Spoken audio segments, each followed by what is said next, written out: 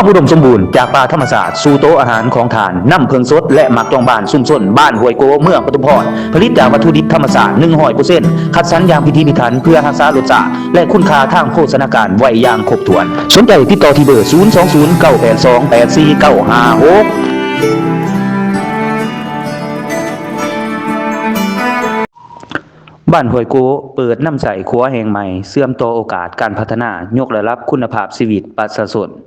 ในตอนบ่ายของวันที่20กรกฎาคมปี2026ที่ผ่านมานี้บ้านห้วยโกตาแสงน้ำอ้อมเมืองปทุมพรแขวงจำปาสักและจัดพิธีเปิดน้ำใสครัวทางเข้าบ้านอย่างเป็นทางการท่ามกลางบรรยากาศแห่งความปิติยินดีและความภาคภูมิใจของพ่อแม่ประชาชนหลังจากที่ครัวแห่งนี้ได้สำเร็จการก่อสร้างและพร้อมเป็นเส้นทางเชื่อมต่อการพัฒนาของชุมชนพิธีดังกล่าวได้รับเกียรติจากท่านประดิษฐ์วรรณรัศมีคณะประจำภาคแขวงหัวหน้าคณะโฆษณาอุโหมแขวงจำปาสักผู้สินำเวียงงานหอบด่านของเมืองปทุมพรให้เกียรติเป็นประธานพิธีมีท่านสมจิตแพงสวัสดิ์กรรมการพรรคแขวงเลขาคณะบริหารงานพรรคเมืองปทุมพรหัวหน้าคณะสมาชิกสภาประชาชนแขวงจำปาสักประจำเขตเลือกตั้งเมืองปทุมพรท่านกิ่งแก้วนวพงษ์ห้องเลขาพรรคเมืองประธานคณะกรรมการปกครองเมืองคณะนำจากแขวงเมืองตาแสงน้ำอ้อมองค์การปกครองบ้านนักธุรกิจผู้ประกอบการและพ่อแม่ประชาชนเข้าร่วมอย่างพร้อมเพรียง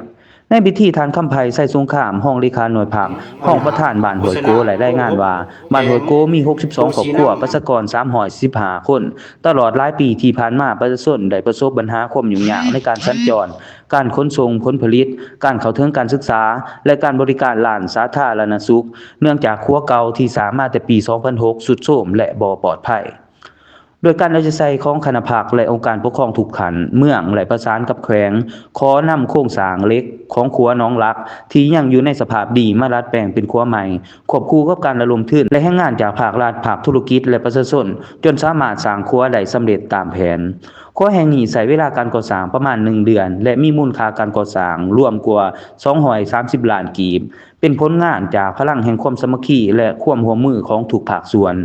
การเปิดน้ำใสครัวครั้งนี้บ่เพียงแต่เป็นการแก้ไขปัญหาการสัญจรของประชาชนเท่านั้นแต่ยังเป็นการเปิดประตูสู่โอกาสใหม่ในการพัฒนาเศรษฐกิจสังคมอำนวยความสะดวกในการขนส่งผลผลิตการเข้าถึงการศึกษาและการบริการร้านสาธารณสุขพร้อมทั้งยกระดับคุณภาพชีวิตของประชาชนในระยะยาวในโอกาสนี้ท่านสมจิตแพงสวัสดิ์ต่างหน้าคณะภาคองค์การปกครองเมืองปทุมพรก็ได้มอบงบประมาณ